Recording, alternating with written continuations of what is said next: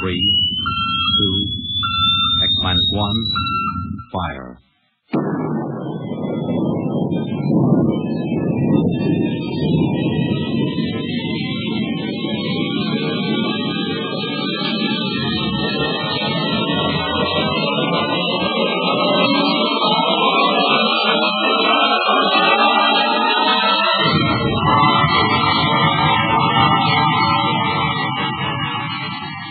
From the far horizons of the unknown come transcribed tales of new dimensions in time and space. These are stories of the future, adventures in which you'll live in 1,000,000 could-be years on 1,000 maybe worlds. The National Broadcasting Company, in cooperation with Street and Smith, publishers of astounding science fiction, presents X-1.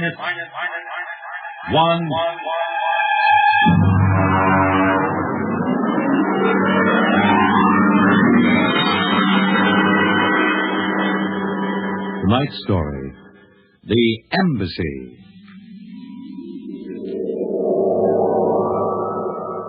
Out of the infinitude of stars and planets in the solar system and other systems in the universe, it is almost mathematically certain that other forms of life exist on other worlds.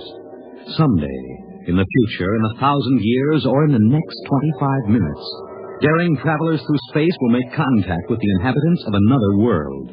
But the question is, will we contact them first, or will they contact us? A private detective agency in downtown New York. Mr. Grotius, Mr. Broderick will see you. Well, what can I do for you? My name is Gratius of Springfield. I would like your assistance in helping me locate the Martian embassy. Would you say that again very slowly? I came to New York to locate the Martian embassy. I assume you were joking. On the contrary, I am completely serious. As it happens, I am interested only in Martians at the moment. I see. Okay, shoot. Well, it occurred to me in the course of my studies that we, Earth people, cannot possibly be the only intelligent form of life in the universe. Since Mars is older geologically, and since it is also an atmospheric planet, its evolutionary history could easily be similar to ours. Do you follow me? Well, so far, I can't say no. If this is true, then they must have been watching us, observing us for hundreds, possibly thousands of years. They also know we are a militaristic, warlike race. We might conceivably set out to conquer and occupy Mars someday. In which case, they would try to get the jump on us. Precisely, Mr. Broderick. Now, if you were planning to attack an unknown nation, what would be your first move, Mr. Broderick? Have intelligence. Find out what the odds are. Oh, you have a very logical mind, sir. You would send agents to scout the nerve centers of earthly civilization and advancement. Not Kansas City or Equatorial Africa, my dear sir, but here, in New York, the most technically advanced spot on the earth. And you want me to help you prove this theory of yours? Precisely. The expense doesn't interest me. Well, now, this may take a long, long time, Mr. Gratius. After all, nobody has ever seen the Mars. I assure you they will be very ordinary-appearing people. Mm-hmm. Very likely they live together in downtown New York. Most certainly they live in a private house with no servants to pry in their affairs. Oh, some ordinary people who live in a private house in downtown New York. How much is the look of Martians in the classified section of the phone book? There's one other lead which might help you. What's that? They would be almost certain to subscribe to every conceivable type of newspaper, scientific journal, and foreign language publication. Now, that might be something. Okay, Mr. Gratius, it's a deal. Excellent. I shall contact you tomorrow.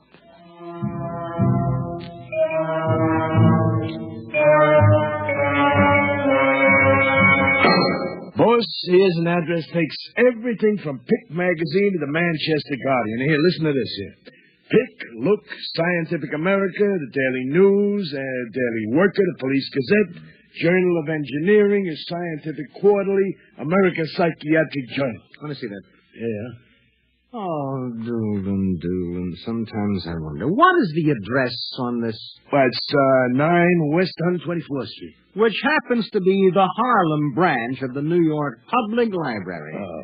Now listen, Noodlebrain, what we're looking for is a private house. Oh, boss, what is the sense of all this? You know there ain't no Martian embassy in New York. This crackpot is paying us $100 a day, and we got to keep him happy. Do you understand? Yeah. Also, I have a hunch that Mr. Grappius is not looking for any Martian embassies. He is looking for something quite different. So we're going to find it for him.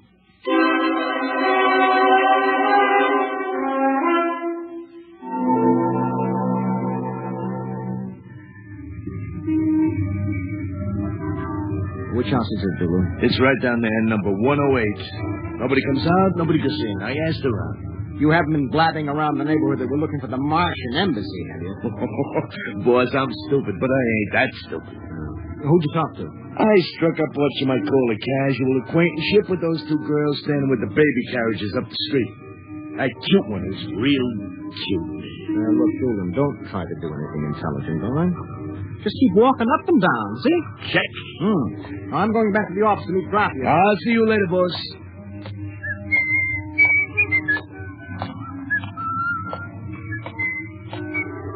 Hiya, beautiful. Hiya, Flatfoot. Name is Doolin, honey. Iron Man Doolin. Your line is getting rusty, Iron Man. So help me, honey. If I'm feeding you a line, may the heavens open up and strike me dead. Hey, what's that? Look out!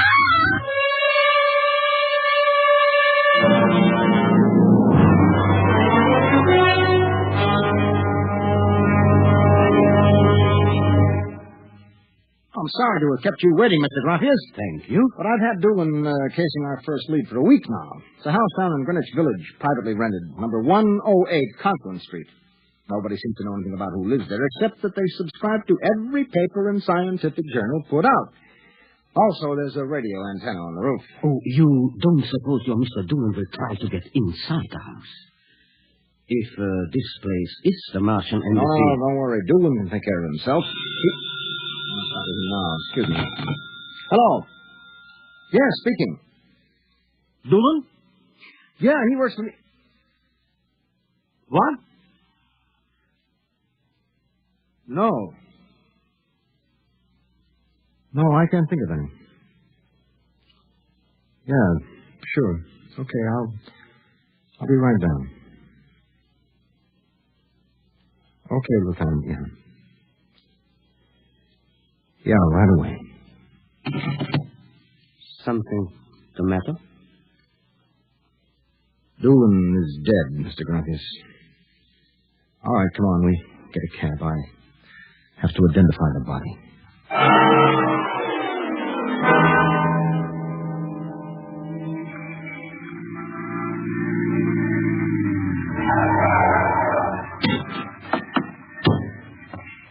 Lieutenant, I'm Broderick. There's your boy, Broderick. Anybody see it? A maid pushing a baby carriage. We can't seem to get any sense out of her. You mind if I talk to you? Hanson, this guy wants to ask the girl a few questions. Please. I told you what I saw. How many times I got to tell you? Look, miss, the dead man was a personal friend of mine. Would you tell me what happened? Helen and I were standing in front of Rasmussen's candy store up on the corner. We both had the babies out. He said hello, and joked a little. Then, What happened? It's too awful. No, please. Well, first squashed, and then the stone fell on him. Could you repeat that? They don't believe me, but Helen saw it too. Saw what? First he squashed, and then it fell on him. He was mashed flat before it even hit him. Now, look. That's the story, Broderick. Please, let me alone. Let me go home. I told you what I saw. Now let me alone. Let me alone. Did you learn anything, Mr. Broderick? I don't know. May I ask, what do you intend doing? Well, as soon as the cops clear out and this place quiets down, little Broderick is going to pay a personal call on the Martian embassy. Or whatever number 108 is.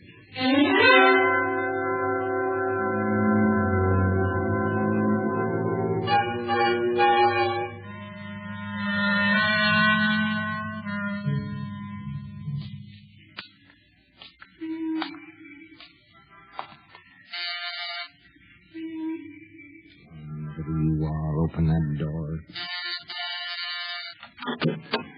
Yes? Oh. Well, young man. Oh, excuse me, ma'am. Is the lady of the house at home? I'm the lady of the house. Oh, well, my name is Broderick. I represent the Manhattan Child Adoption Center. We're soliciting funds and clothing for stranded and unadopted children. I Won't wondered you if... come inside? Well, we don't usually. Oh, now since I'm old enough to be your grandmother. Besides, my son Lauren is working at home. Your son? Oh, he's a bibliographer. He writes summaries of articles and books from scientific journals and publications for libraries and universities. Oh, I see. Sit down, Mr. Broderick. Let me pour you a cup of tea. Oh, thank you. You know, I'm not much of a tea drinker, but it seems to have a strange taste. Oh, it's my own recipe. Uh-huh. Well, I think that I'd better be running along now. You haven't finished your tea, Mr. Broderick. No, really. I feel a little funny. I'll call Lauren. No. Sorry, I'm leaving. Just kind of busy. I'm sure Lauren would like to hear about the adoption center. I'll call him. No, don't No, but bother. I must. Besides, you aren't well.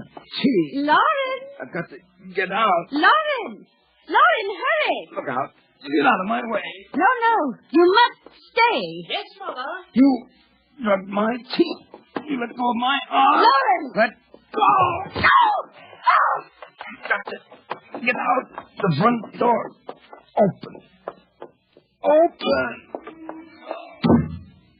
What happened? The other one, that Broderick, he was here. I drugged his tea. He got away? He was suspicious. Fool! Idiot! Go after him. Risk another murder on our doorstep. Are you insane? But he suspects. Well, we'll have to take our chances. We'll have to think of some other way. If he goes to the authorities... Oh, they'll laugh at him. How did they find out? I don't know how. But I'm certain someone else sent them.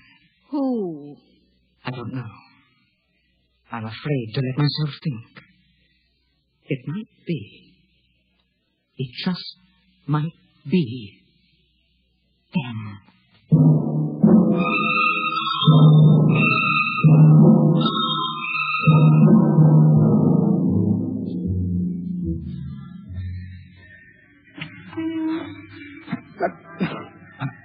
To get help. Look out! Miss, please. All right, miss, we'll take care of him. Come along, mister. I'm going to give you a break and take you back to the wife and kids. No, you can't. I'm sick. Sick? What's the matter? I'm drugged. They drugged me. Who drugged you? The number 108, the Martian. Who? The Martians in 108 at Martian Embassy. Well, I've seen him with pink elephants, rabbits, and mice, but you're the first one that's got Martian. Oh, it's true, I tell you. Come along. Listen, don't take me back there. They'll kill me. I've got to make you understand. Here, I'll help you up the steps. What was my name? My name is Broderick. I'm a private dick. We'll find out about this. Oh. Here, don't try any tricks. Officer, listen, please. I'll give you $1,000, but please listen. For God's sake, listen. Yes, officer? Oh. Why, Broderick. You know this Loch, Granny? Oh, why, that's my son, Broderick. Oh. No, she's Martian. He's in pretty bad shape. You better get him to bed. Oh, dear, and he was doing so well at the Alcoholic Society. He must have gotten off again. Looks like he's ready to pass out. Lauren! What is it, Mother? Oh, Frog. Your brother Broderick has been drinking again. No, officer, please. Look out. He's passed out. Oh, I'll take care of him, officer. We've handled this sort of thing before. Can you manage okay? We'll be fine. Thank you. Oh, you've been very kind, officer. Nothing at all, Granny. I know how it is with these Alkies. Well, I'll be seeing you.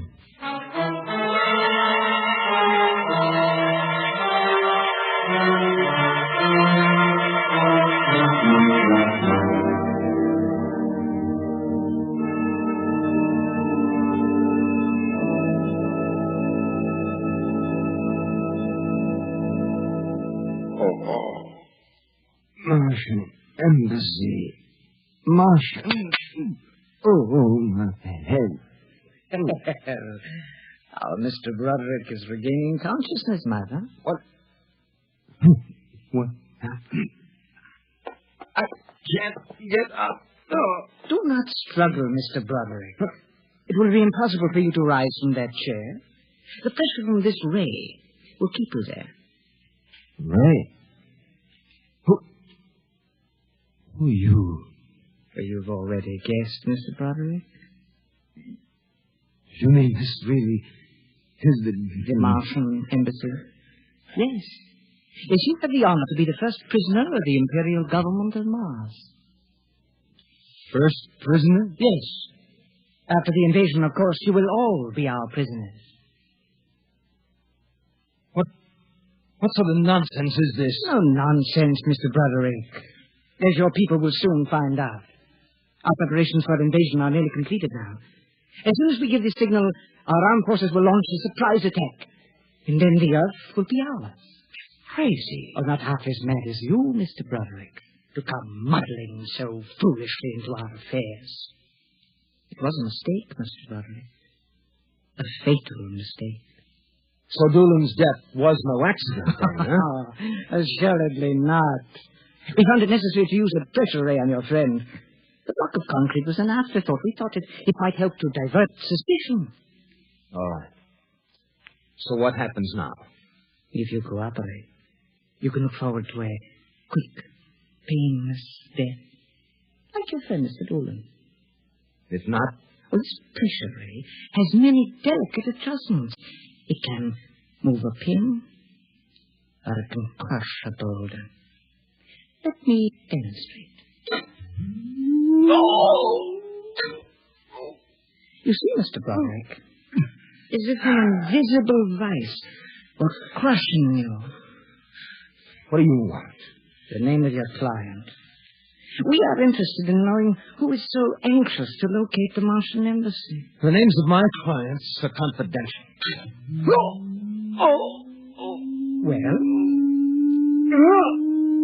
All right. Turn it off, Mother. Mr. Broderick has seen the wisdom of speech.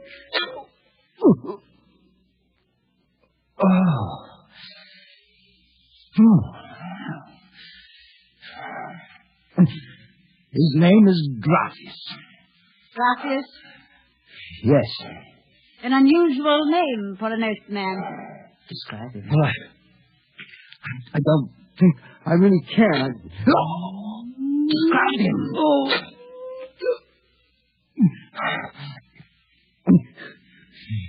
He's tall.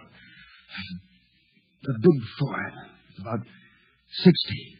Wears thick glasses. He's bald. Lauren, it sounds like one of them. Yes. Yes, it does. Contact the planet. Tell them we suspect that our plans are known. Ask for an acceleration of the invasion day. At once. What about me? Oh, I am sorry, Mr. Broderick. But I'm afraid you know too much now. In exactly 5 seconds, you will feel the full impact of the ray which faces you. I would suggest that you relax and meet your fate calmly. But now, wait a minute. You will feel no pain, just a wall of force crushing you. Yes, but listen. 5. You can't do this. 4. He isn't human. Yes, I know we're not human. 3. Yes, but you understand. No. 1. Mother in heaven. Now! Lauren! It didn't work. Something has happened. The magnetic field is dead. Stand back from the pressure rate. It will not function anyway. I have decontrolled your field. Lauren! Lauren is one of them. They found us. Did you think we wouldn't? You are free to move now, Mr. Brown. Look, I don't know how you got in here, Gracias, but stick around. These babies are really Martians, just like you said. They're planning to invade the Earth and take over. There will be no invasion. All right, you keep these characters covered. I'll get the police. There will be no need for the police. I intend to handle them myself. But, Gracias, the police will Do not call the police. I don't get it. You fool of an earthling. Don't you realize with whom you are dealing? The invasion of Earth by Mars will be like child's play compared to what...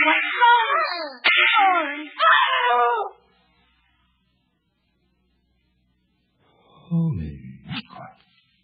It was flattened out. Yeah? Like your friend, Mr. Dooley. Oh, I detest the use of violence where the intellect can rule. But unfortunately, the Martians are a threat to us and must be destroyed so that we can proceed with our own plans. What plans? Naturally, you wouldn't comprehend. Wait a minute. There are some things here that I do understand. A second ago, that pressure ray didn't work. Now you're using it like it was a toy. How did you get in here, anyway? Who are you? Another one of these Martians? No, Mr. Broderick. I happen to be a Venusian. A what? A representative of the planet of Venus. You're crazy. Not at all. Martian invasion would be like child's play compared to ours. The Martians would simply have conquered and enslaved your people. We Venusians intend to exterminate you completely.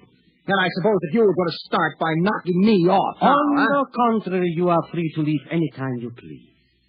Leave? Yes. Are you kidding? I know your plans, the invasion. I can go... Tell the police? Go ahead. Huh? Why don't you try it, brother? Because the minute I turn my back, you're going to let me have it. Suppose you try it and see. I have no interest in stopping you. Go ahead. Run to the police. Tell them anything you like. All right, Buster, you asshole.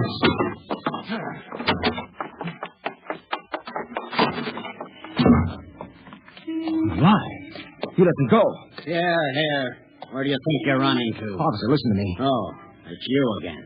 The one with the mark. Listen, that story is true. You've got to believe me. You've absolutely got to believe me. They're inside that house. Inside number 108. He killed them. Who killed them? Graphius, the leader of the Venusian invasion. Venusian invasion. Look, they're going to take over the Earth. Listen to me. Go in that house. Martians, now Venusians. Okay, brother, I've heard enough. Your daddy is a bedbug. Come along. Please, where are you taking me? Bellevue Psychiatric Ward, my friend. Come on. No, but you... Come along. You don't understand. Why are you such a fool? Let go of me. There's going to be an invasion. The Venusians are going to invade us. Why don't you listen to me? Why don't you listen?